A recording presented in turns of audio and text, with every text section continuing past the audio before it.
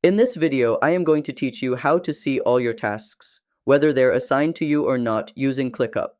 This is super useful if you want to stay organized and never miss anything important. Let's get started. Go to clickup.com and sign into your account. Make sure you're in the correct workspace where your tasks are. Choose the space where you want to see all the tasks assigned to you. This helps you filter your tasks more easily. Click Assignee in the top right corner of the space view. This will open the filter options for task assignments. Search for your name in the search bar and enter it to sort the tasks that are assigned to you. This will display only tasks under your responsibility. Bonus tip: use the Everything view in ClickUp to see tasks across all spaces and lists, so you can check for anything assigned to you anywhere.